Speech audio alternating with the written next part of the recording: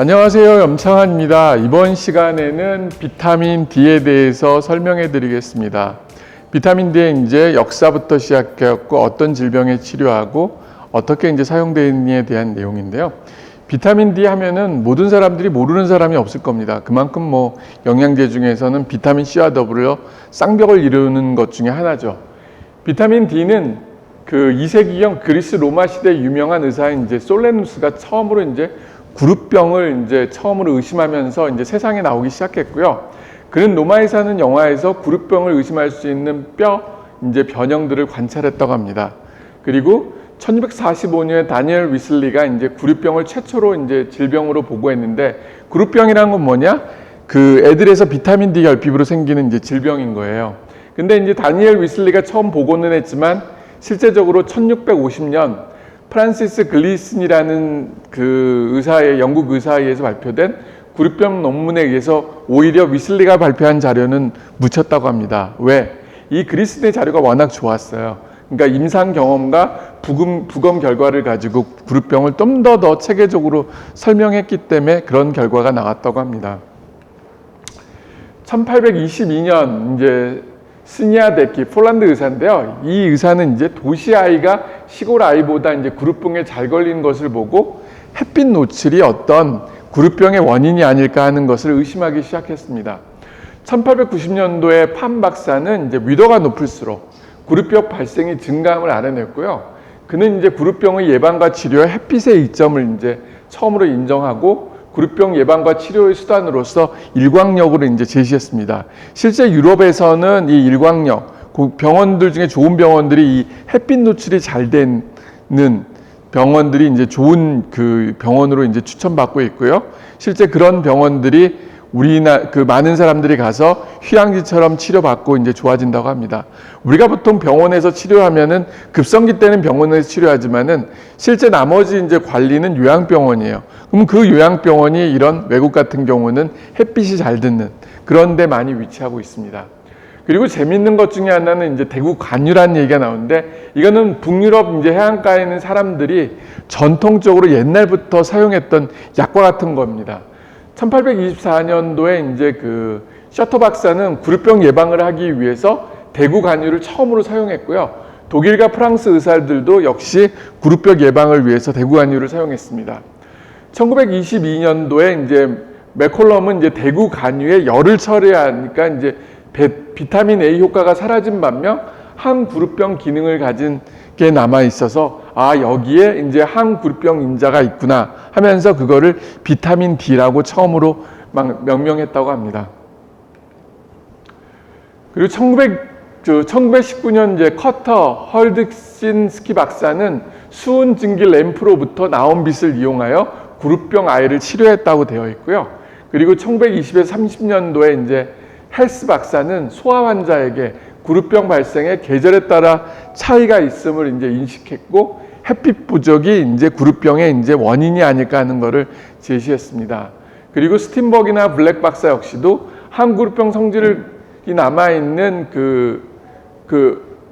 것에 대해서 이제 음식에다가 이제 열을 가하니까 그런 그 자외선을 쬐는 결과 비타민 D가 남아있음을 이제 확인했고요. 스틴버그 박사가 이 사실을 발표한 이후 헬스와 와인스톡 박사도 유사한 결과를 보고했다고 합니다. 그래서 음식, 특히 이제 마른 음식 있잖아요. 버섯류, 표고버섯, 거기에 말리면은 거기에 이제 비타민 D 함량이 많아지는 게 바로 이런 얘기들입니다. 1940년도에 미국 정부는 이제 그 구루병 예방을 위해서 햇빛의 노출을 강조했고요. 그리고 더와 더불어 우유에다가 비타민 D를 넣는 것을 이제 제시했습니다. 그렇기 때문에 그 이후로 이제 비타민 D 결핍에 의한 구루병 발생이 이제 없어졌다고 말할 수 있을 만큼 아이들이 건강해졌죠. 이런 정책 하나로. 근데 이제 1950년도에 영국에서는 이제 비타민 D 강화 우유를 먹고 영아에서 이제 고칼슘 혈증이 발생했다는 보고를 합니다. 그래서 오히려 이 비타민 D가 오히려 나쁜 영양소라고 이제 사람들이 얘기했죠. 사실 이거는 근거는 거의 없어요.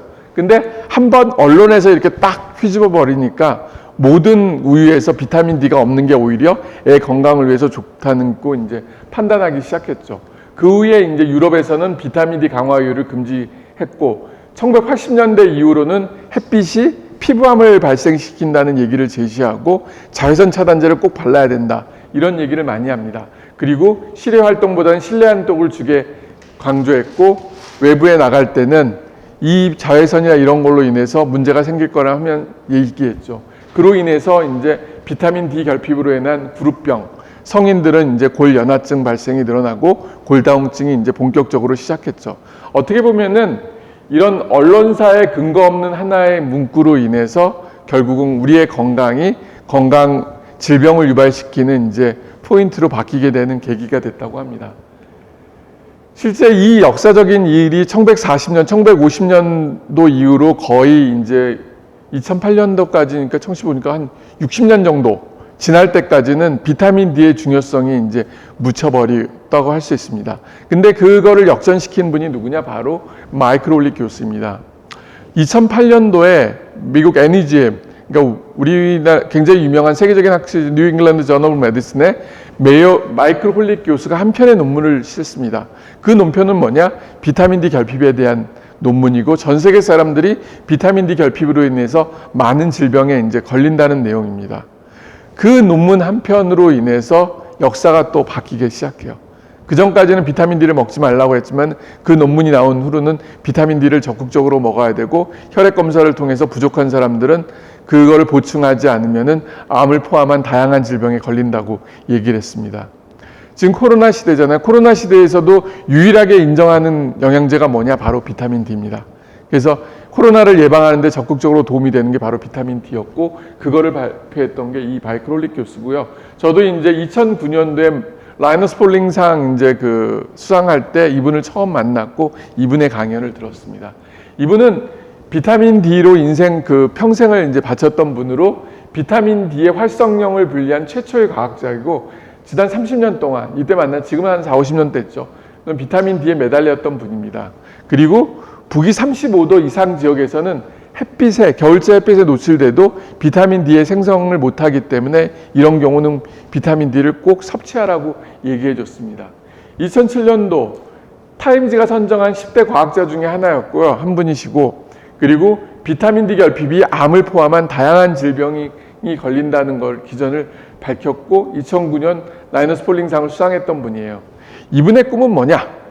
전 세계 사람들이 비타민 D로부터 결핍으로 해방되기를 위해서 그 모든 음식에 비타민 D가 첨가되었으면 좋겠고 그로 인해 인류가 건강해졌으면 좋겠는 게 이분의 이제 바람이었습니다. 사실 어떻게 보면 이분의 연구 자료, 이분의 논문 한 편 때문에 인류가 건강해졌고 많은 잘못된 것이 바로 교정이 됐던 계기가 될 수 있었죠. 비타민 D는 다른 비타민 D는 지용성이에요. 말 그대로 우리 몸에 들어가면은 오랫동안 이제 몸에 축적이 되는데 실제로 보면은 비타민 D는 햇빛에서 만든 선라이트 이제 비타민이라고 합니다. 햇빛에서 이제 피부에 대면은 피부에 노출돼서 그게 이제 디하이드로 콜레스테롤이 된 다음에 결국은 이제 간, 신장을 통해서 활성령으로 변한 다음에 우리 몸에서 이제 작용을 하게 되어 있습니다. 만약 이게 부족하게 되면은 이제 구루병, 소화, 그리고 성인은 골연화증, 골다공증 등이 올 수 있다는 거죠. 직접적으로는 뼈를 약하게 하는 데 관여하지만은 그 외에도 머리부터 발끝까지 비타민 D가 관여 안 하는 데가 없습니다. 그렇기 때문에 비타민 D는 호르몬이란 얘기를 할 정도로 굉장히 중요한 영양소 중에 하나이죠. 작용을 우리가 보통 크게 4가지를 설명하고 있는데요. 첫 번째는 칼슘 대사예요. 칼슘을 우리가 암만 많이 먹어도 비타민 D가 없으면은 칼슘이 우리 몸에 흡수가 안 될 뿐만 아니라 또한 뼈로 가지를 못해요. 이게 이제 옆에 있는 그림이 그거를 설명하는데요. 비타민 D가 충분하게 혈액 속에 존재하면은 얘가 칼빈딘이랑 결합해서 칼슘이 우리 몸에 들어오면 작용을 해서 혈액을 통해서 뼈로 이전을 시켜줘요. 근데 만약 비타민 D가 부족하다. 그러면 칼빈딘이 작동을 못해요. 그럼 칼슘이 들어오고 싶어도 기본적으로 들어오지 못하고 만약 들어온다 하더라도 혈관벽에 쌓여서 동맥경화증을 유발시킨다는 거죠. 그래서 실제 연구들을 보게 되면은 오히려 칼슘제 많이 먹어서 뼈를 튼튼하게 할 줄 알았더니 뼈를 튼튼하게 하는 게 아니라 그 심근경색, 그 뇌졸중에 유발시키는 원인을 제시한다고 되어 있습니다. 그래서 최근에는 칼슘제 단독제제를 먹는 것을 추천하지 않아요. 반드시 비타민 D와 복합제를 먹든지 아니면 비타민 D만 먼저 먹으라고 합니다. 두 번째는 바로 비타민 D 수용체가, 암세포에는 비타민 D 수용체가 있어서 비타민 D가 충분하면 이 수용체가 작동을 해서 암을 억제합니다. 그러면서 암을 예방해주고, 실제 많은 연구들, 유방암, 대장암, 전립선암 등 다양한 암들에 비타민 D가 충분했을 때 암을 억제해주는 효과를 갖고 있다고 하고요. 그리고 암 환자들이 혈액 검사를 하게 되면 대부분의 암 환자들은 비타민 D 결핍을 가지고 있습니다. 그리고 세 번째는 이제 그 세포 분화에 관여해서 건선을 포함한 다양한 질병을 예방하고 치료하는 데 도움이 된다고 있고요. 네 번째는 바로 면역력입니다. 인플루엔자, 독감, 이번에 요새 코로나 같죠. 그런 거에 바이러스나 세균이 들어왔을 때 우리 몸의 면역력을 올려서 이런 질병들을 억제해주는 효과가 있다는 거죠. 그래서 비타민 D는 어떤 비타민보다도 우리 몸에 꼭 소중하고 우리 건강을 위해서 반드시 필요한 영양제 중에 하나입니다. 이거는 2008년도에 나왔던 자료인데요. 폐경기 여성에서 비타민 D 결핍 비율을 봤어요. 그랬더니 한국이 독보적으로 결핍률이 높아요. 실제 이제 국민건강보험공단의 자료에 의하면 우리나라 인구의 이제 최소 93%, 91%, 93% 정도가 결핍이라고 하고 되어 있습니다. 그만큼 비타민 D가 필요하다는 걸 얘기했고요. 그럼 왜 이 비타민 D 결핍이 오느냐? 첫 번째는 피부 합성이 감소해요. 우리나라처럼 이제 선크림, 자외선 차단제를 많이 바르는 분들은 결국은 비타민 D 결핍이 올 수밖에 없고요. 그리고 이제 북위 35도 이상 지역, 우리나라가 그렇죠. 36도 5성 이하이기 때문에 그런 지역에서는 이제 그렇고, 그리고 생체 이용률이 감소, 말 그대로 흡수나 이런 문제들의 문제가 있는 경우 생길 수 있고요. 그 외에 이제 비타민 D 합성 감소로서 간 기능, 신장 기능이 안 좋은 경우, 약물로서는 항경련제, 스테로이드, 제니칼이라는 비만 약들 있잖아요. 이런 그 비타민 D 흡수를 막아주는 거. 이런 약물에 의해서 결국은 결핍이 올 수 있고, 그리고 다섯 번째는 이제 모유수유. 그러니까 엄마가 그 산모가 비타민 D를 많이 먹은 사람은 상관없지만은 비타민 D 섭취를 안 하는 경우는 태아한테도 결국은 비타민 D 결핍이 올 수밖에 없다는 거. 그리고 선천적 질환으로서 이제 부루병, 염소체 이상 같은 이런 병이 있는 경우도 생길 수 있고요. 그 외에 훈천적 질환으로서 암, 부갑상선 기능 항진증, 갑상선 기능 항진증 다양한 질병이 있으면 우리 몸에서 비타민 D가 소모가 많아져요. 그렇기 때문에 외부에서 보충하지 않는 한 결핍이 올 수밖에 없다는 거죠. 이거는 이제 임상적으로 어떻게 적용할까? 비타민 D는 머리끝부터 발끝까지 다 작용을 한다는 거예요. 실제 많은 병들이 비타민 D 결핍하고 관계가 되는데, 예를 들어서 당뇨병, 췌장에서 인슐린이 분비가 돼야 되는데 비타민 D가 부족하게 되면은 인슐린 분비가 이제 적어진다는 거. 그리고 약물의 대사, 이런 것들도 결국은 비타민 D가 있을 때 간에서 대사라든지 이런 능력이 좋아진다는 거. 그리고 뼈가 튼튼해질 때도 이 뼈에 이제 칼슘이 제대로 가서 붙게 하려면은 이것도 역시 비타민 D가 충분할 때 칼슘이 제대로 가서 뼈에 붙어서 뼈를 튼튼하게 해줄 수 있다는 거죠. 그래서 어떻게 보면은 우리 몸의 장기 하나하나, 질병 하나하나에 바로 비타민 D가 관여한다는 것을 알 수가 있습니다. 첫 번째 이제 하나하나 이제 보게 되면 가장 대표적인 질환이 역시 골다공증과 골절이에요. 말 그대로 뼈가 약해져서 결국은 부러지는 이제 질환을 많은데, 왜 이게 오느냐? 칼슘이 직접적으로 관련을 하고, 그 다음에 그와 더불어 이제 비타민 D인데, 비타민 D가 부족하게 되면 칼슘이라든지 인의 흡수가 줄어들어요. 근데 비타민 D가 충분하면은 칼슘하고 인이 흡수가 좋아져서 뼈가 이제 튼튼해지게 된다는 거죠. 그래서 실제 연구에 의하면, 페라리 등의 연구에 의하면은 비타민 D 농도가 높을수록 본 미네랄 덴시티, 골밀도가 이제 증가한다는 걸 보여주고요. 반대로 비타민 D가 부족하게 되면은 장내 칼슘 흡수가 떨어져서 뼈가 약해진다는 걸 보여줬다고 합니다.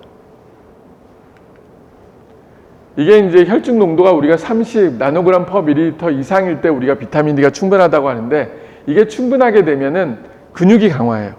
그리고 하지 기능이 상승하고 균형을 유지시켜서 낙상 빈도가 이제 감소하는 그런 특징을 갖고 있고요. 두 번째로 장내 칼슘의 흡수가 좋아지고 골밀도가 좋아져서 결국은 뼈가 튼튼해지니까 골절 위험도 감소시켜준다는 거죠. 제가 처음 2011년도에 이제 개업했을 때 저희 병원에 이제 80대 된 그 할아버지 한 분이 그 병원에 내원하셨어요. 그래서 그분이 혈액 검사하니까 비타민 D 결핍이 있어서 제가 비타민 D를 처방해 줬죠. 그리고 이분이 이제 1년 후에 다시 오셔서 검사를 하니까 그때 비타민 D는 정상 수치였어요. 그래서 제가 물어봤죠. 할아버지한테 뭐가 좋아지셨냐고 물었더니 잠을 잘 잔다고 그러더라고요. 왜 잠을 잘 자냐고 했더니 저녁에 잠을 들 때 이제 하지불안 증후군으로 다리가 떨렸는데 비타민 D를 먹으면서 아래에 근육이 생기고 그다음에 다리 떨림이 줄어들었다는 거예요. 그러면서 이제 수면도 잘 잤다고 얘기하시더라고요.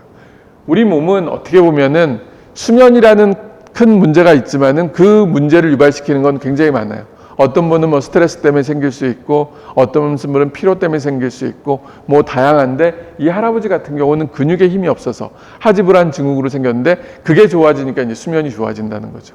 그래서 비타민 D도 그런 역할을 할 수 있다는 것을 보여주었습니다. 실제 많은 연구들에 의하면은 비타민 D가 부족하게 되면은 결국은 골다공증 발생률이 증가하고 골절의 위험이 증가하고 반대로 비타민 D를 보충하게 되면 이런 위험을 감소시킨다고 되어 있습니다. 실제 우리가 이제 골다공증이 있을 때 칼슘제를 처방하고 포스포네이트를 처방합니다. 근데 이게 우리 몸에서 제대로 기능을 하려면은 비타민 D가 있어야 돼요. 그래서 그 후에 나중에 이제 개발된 약들은 칼슘제 단독 제품보다는 비타민 D 혼합이 많고요. 그 비스포네이트 같은 경우도 골다공증 약도 단독 제품보다는 비타민 D가 첨가된 약들이 훨씬 더 많이 됐습니다. 그게 바로 이런 이유들이고요. 비타민 D는 지용성이에요. 말 그대로 기름 형태로 먹으면 상관이 없지만 알약 형태로 먹으면 흡수율이 떨어질 수밖에 없다고 되어 있습니다. 두 번째는 이제 통증 증후군이 있습니다. 통증 증후군은 이제 골다공증이 있다고 해서 통증이 있는 것은 아닙니다. 그런데 비타민 D가 부족하면 통증이 생길 수 있어요. 통증 증후군은 어떤 이유에 의해서든지 내 몸에 이제 아픈 거를 모아갖고 이제 통증 증후군이라고 얘기하고요. 실제 연구에 의하면은 비타민 D 결핍 환자 중 93%가 지속적인 골근육계 이제 통증을 호소했다고 말하고요. 그리고 이제 비타민 D 그 결핍에 의해서 허약 근육 통증과 이제 허약감들이 호소했다고 얘기합니다. 그리고 실제로 그 치료에 반응이 없는 근골격계 통증을 호소하는 환자에게 비타민 D를 투여하면은 그 결국은 통증이 없어지는 그런 양상을 보여주고 있습니다. 그래서 비타민 D가 있는 분들은 반드시 그거를 교정해 주는 게 좋고요. 통증 클리닉에서 사실은 통증 조절과 함께 비타민 D 주사를 놓는 이유도 바로 이런 이유들 때문에 그렇습니다. 세 번째는 골관절염이에요. 골관절염이라면 뭐냐면 뼈 관절에 이제 염증이 있는 것을 말합니다. 나이가 들면 이제 연골에 손상이 많이 오는데요. 비타민 D 결핍이 있으면 이 골관절염이 더 심해져요. 그래서 그 비타민 D가 보충이 되면 얘네를 예방하고 악화되는 걸 늦춰준다고 되어 있습니다. 네 번째는 이제 스타틴 복용 후 생긴 근육병증인데요. 스타틴은 고지혈증 환자가 먹는 가장 대표적인 이제 고지혈증 약이에요. 실제 많은 분들 40대가 넘어가면은 그 고지혈증으로 인해서 고생을 많이 하잖아요. 그분들이 이제 먹고 있는데요. 이 스타틴 약을 많이 먹게 되면은 근육병증들이 많이 생겨요. 그 이유 중에 하나가 이제 코엔자임 Q10이 부족해서도 오지만은 비타민 D 결핍으로 인해서 인게 악화되는 경우가 있습니다. 그래서 실제 한 연구에 의하면은 비타민 D를 충분히 준 경우 이 그 근육통과 함께 이 근육병증, 스타틴으로 인한 근육병도 예방해주는 효과가 있다고 되어 있습니다.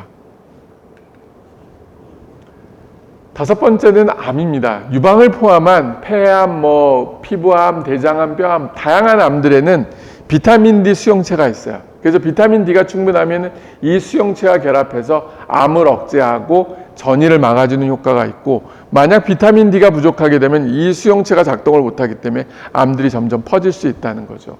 실제 코티 연구에 의하면요, 비타민 농도가 부족했을 때 대장암, 전립선암, 유방암 발생률이 30에서 50% 증가한 반면 비타민 D 농도가 충분했을 때 대장암을 포함한 다양한 암들을 예방해 준다고 되어 있습니다.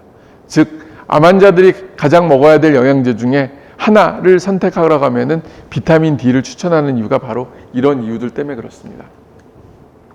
이게 이제 그 전립선암에서 비타민 D가 예방과 치료에 도움이 된다는 이제 그 자료고요. 실제 이제 수용체가 있어서 비타민 D가 있으면은 이 수용체를 억제해서 암세포를 이제 분할을 막아주는 이제 자료입니다. 캘리포니아 대학 연구팀의 주장에 의하면요, 캘리포니아 대학 무어스 암센터의 세드릭 갈랜드 박사는 비타민 D와 칼슘 부족으로 세포들의 결집력이 약화돼서 암이 생긴다고 얘기합니다. 반대로 이 박사는 비타민 D를 주게 되면은 이거를 억제해줘서 암세포를 억제하는 효과를 가질 수 있다고 이제 설명하고 있죠. 그래서 이 비타민 D는 암을 억제하고 치료하는데 굉장히 중요한 영양제 중에 하나라고 이제 제시하고 있습니다. 여섯 번째는 당뇨병입니다. 당뇨병 환자에서는 비타민 D 작용 기준이 이제 인슐린 분비와 관여하는데요. 인슐린이 제대로 분비가 되려면은 비타민 D가 충분히 있어야만이 가능하다고 되어 있고, 많은 연구 결과에서 비타민 D 결핍이 있는 경우 CRP, 피브로노젠, 헤모글로빈 A1C가 이제 증가되어 있음이 관찰됐고요. 유전자 변이 또한 관여를 한다고 되어 있습니다. 말 그대로 비타민 D가 부족한 사람들이 당뇨가 훨씬 더 잘 걸리는 것을 설명해 주고 있는 거죠. 일곱 번째는 이제 대사증후군. 대사증후군은 5가지 항목을 보는데요. 복부 비만, HDL 콜레스테롤 감소, 중성지방 증가, 고혈압, 인슐린 저항. 이 5가지 중에서 3가지 이상이 있으면 대사증후군이라고 얘기하는데요. 비타민 D가 결핍이 있는 경우 똑같이 이제 BMI를 갖다 하더라도 대사증후군 발생률이 거의 한 2배 이상 차이가 난다고 되어 있습니다. 그만큼 비타민 D가 충분했을 때 그 똑같은 환경에 의해서도 그 대사증후군을 막아줄 수 있다는 거죠. 그래서 대사증후군 있는 사람들은 대사증후군 치료와 더불어 반드시 비타민 D도 교정해 주는 게 좋습니다. 여덟 번째는 비만입니다. 비만한 사람들은 마른 사람들에 비해 비타민 D 결핍이 많습니다. 왜냐하면은 비타민 D는 지용성이에요. 그래서 말 그대로 지방세포와 밀접한 관련이 있어서 더 많은 양들이 이제 필요한 걸 보이고요. 그럼 비만한 사람들이 비타민 D 결핍을 해결할 수 있는 방법은 뭐냐? 2가지가 있습니다. 첫 번째는 비타민 D 섭취를 더 증가시키든지 아니면은 체중을 빼든지, 이 2가지 방법 갖고 비타민 D를 이제 유지시키는 게 좋다고 되어 있고요. 9번째는 이제 심혈관 질환. 나이가 들면 들수록 동맥경화증이 발생해서 심혈관 질환이 이제 증가시키는데요. 특히 겨울철에는 이제 혈관이 수축돼요. 그래서 심혈관 질환들이 더 많이 발생한다고 되어 있고, 그 이유 중에 하나가 비타민 D 부족이 심장마비의 원인으로서 이제 설명되고 있습니다. 그래서 PTH라고 해서 파라사이로드 호르몬, 부갑상선 호르몬이 높으면 동맥경화증, 뇌졸중, 고혈압 발생의 위험이 높아지는데, 비타민 D를 주게 되면은 이 호르몬을 이제 억제해서 증상을 호전시키는 그런 작용을 할 수 있다고 되어 있습니다. 10번째는 고혈압입니다. 현대인이 이제 고혈압이 젊은 사람도 많이 생기고 있는데요. 특히 여름철보다는 겨울철에 더 많이 생기고 적도에서 멀어질수록 상승하는 결과를 보이고 있습니다. 고혈압 환자에서 이제 비타민 D의 작용 기전을 이제 크게 2가지로 설명하고 있는데요. 첫 번째는 비타민 D가 부족하게 되면 파라사이로드, 부갑성 호르몬이 증가해서 혈관 긴장도가 증가해서 혈압을 상승시켜주는 거 있고요. 2번째는 그 활성형 125 이제 비타민 D가 레닌 생산을 조절하는 데 관여하는데, 레닌은 혈압 조절에서 가장 중요한 호르몬이기 때문에 비타민 D 부족이 이거와 이제 고혈압을 유발시키는 2번째 원인이라고 보고 있습니다. 그리고 11번째는 이제 독감인데요. 꼭 독감뿐만 아니라 바이러스 질환, 세균 질환 모두 비타민 D가 관여를 하는데, 감기와 독감은 주로 이제 겨울철에 발생을 해요. 그래서 이제 겨울철 동안 비타민 D 결핍이 있는 경우 그 결핍이 그 바이러스, 독감 바이러스의 감염력을 자극시킨다고 그래요. 캔넬의 보고에 의하면요, 비타민 D를 충분히 섭취한 사람들이 독감 발생률이 확 줄고, 비타민 D 섭취율이 적은 사람들이 독감 발생률이 훨씬 늘어난 것을 보여주고 있습니다. 비타민 D는 초기 면역계를 자극해서 염증 반응을 조절하여 독감을 포함한 다양한 바이러스 질환을 예방해 주는데 도움이 되고 있습니다. 그 이외에 비타민 D는 단핵구 중성구 상피세포에 있는 안티마이크로바이럴 펩타이드 AMF라고 하는데, 얘 유전적 표현을 자극해서 면역을 활성화시킨다고 되어 있습니다. 그리고 이들 펩타이드는 감염균들, 세균, 진균, 바이러스에 대해서 광범위한 작용을 가지고 있기 때문에 역시 감염을 예방해 주는데 비타민 C와 더불어 비타민 D는 꼭 필요한 영양소 중에 하나라고 설명할 수 있죠. 12번째 이제 결핵인데요. 이제 널시암 등이 이제 그 폐결핵 환자 67명을 대상으로 그 결핵약을 치료한 후 6주 동안 한 구는 비타민 D를 주고 다른 구는 위약을 줬어요. 그랬더니 비타민 D를 준 군이 위약보다 치료 효과가 더 좋았다고 합니다. 실제 결핵 환자들이 결핵약을 먹으면서 쉬는 데가 어디냐 보면 햇빛이 좋은 곳에 이제 가서 요양하라고 되어 있습니다. 왜? 환기도 중요하지만 열이 들어가면서 내 몸에 있는 비타민 D를 증가시켜 주기 때문에 그렇습니다. 13번째 이제 천식입니다. 우라시마 등은 이제 430명의 아이를 대상으로 15에서 17주 동안 한 구는 비타민 D3를 1200IU를 이제 주고 다른 구는 위약을 주었습니다.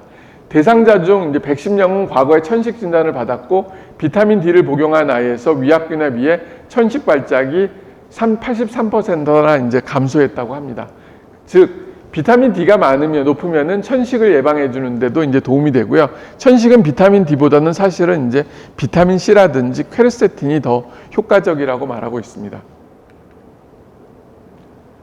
14번째는 이제 다발성 경화증인데요. 비타민 D가 부족할수록 다발성 경화증 발생이 증가하는데요. 실제 고도가 높고 위도가 낮을수록 다발성 경화증 발생이 감소하는 걸 보였습니다. 그리고 계절적으로는 겨울철에 다발성 경화증 환자들 발생률이 증가합니다. 바이러스 감염은 다발성 경화증의 중요한 이제 위험 요인 중에 하나인데요. EB 바이러스가 많은 다발성 경화증 환자에서 발생하고 있고 비타민 D는 사실은 이제 CD4 T세포를 이제 활성화시켜서 바이러스를 억제해주는 효과를 갖고 있습니다.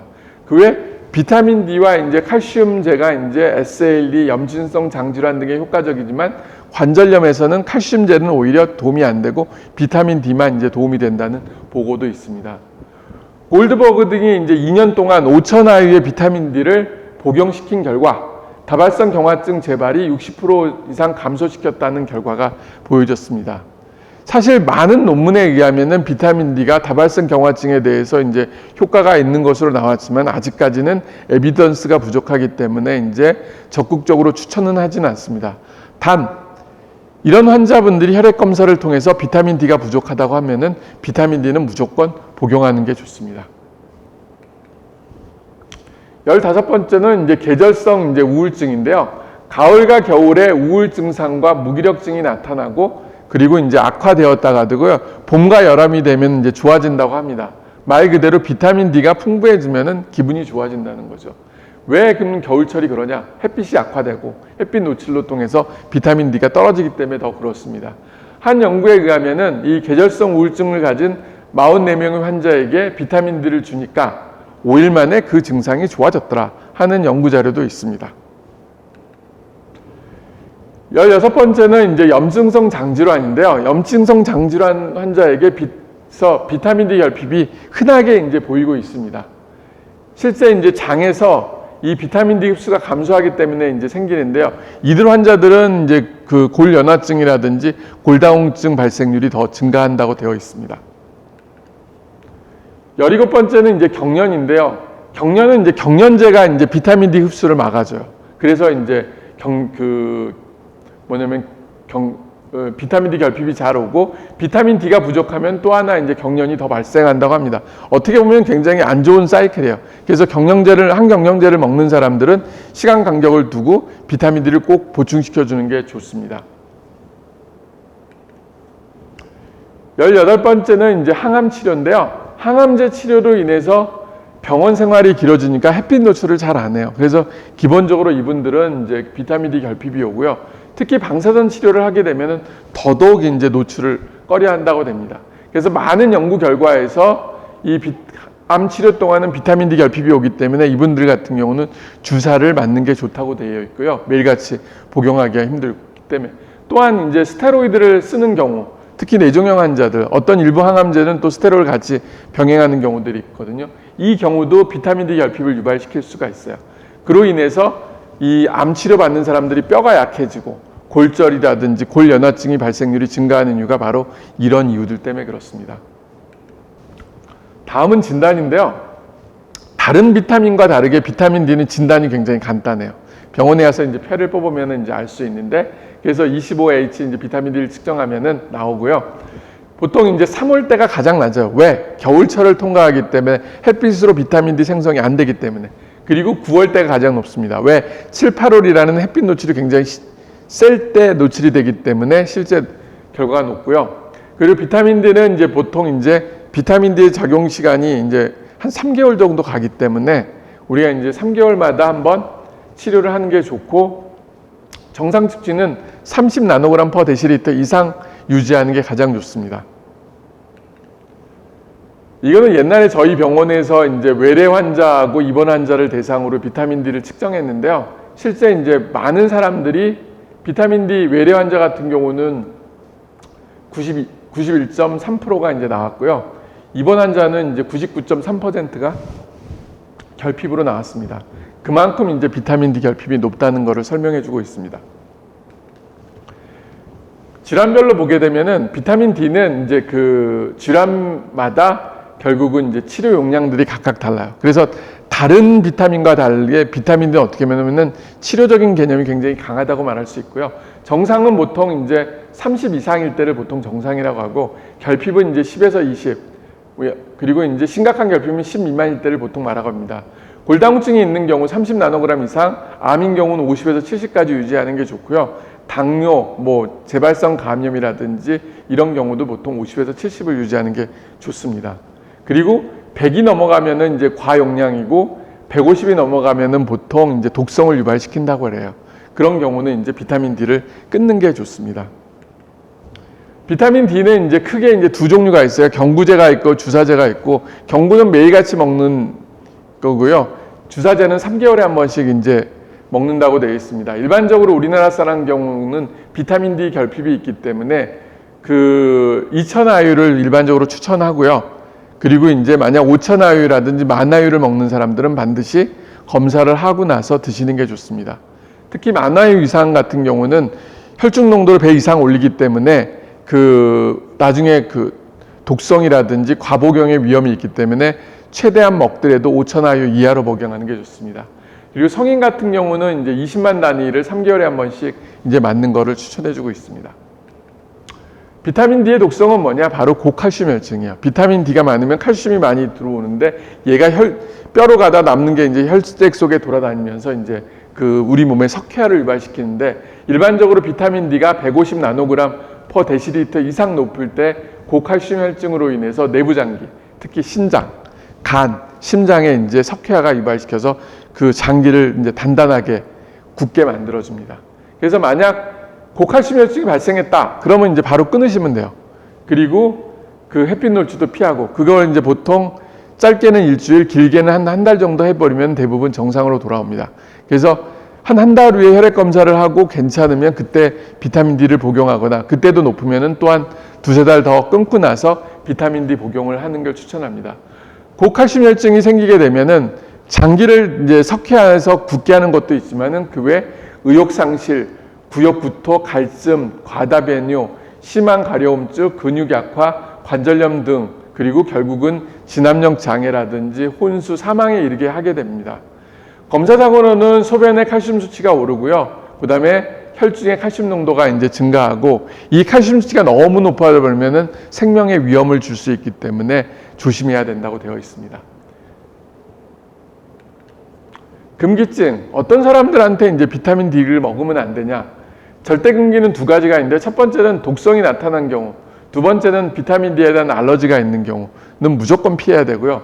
두 번째 이제 햇빛이라든지 자외선에 의한 금기로서 폴피리스라든지 알비니즘 같은 이제 피부 질환이 있는 경우, 그리고 광과민제를 사용하는 경우, 이런 경우는 이제 햇빛하고 자외선을 햇빛으로부터 이제 햇빛과 자외선을 무조건 피해줘야 됩니다. 그리고 이제 약물의 이제 상호작용인데요. 어떤 약물들은 비타민 D가 이제 증가시키는 반면, 어떤 약물들은 비타민 D 농도를 떨어뜨려요. 그런 경우는 비타민 D를 보충해 주라고 되어 있는데요. 비타민 D는 사이클론 P450과 관련되는 것은 대부분 비타민 D의 대사 과정에 이제 필요한데, 이와 연관된 약물들은 모두 비타민 D의 이제 대사에 영향을 준다고 되어 있습니다.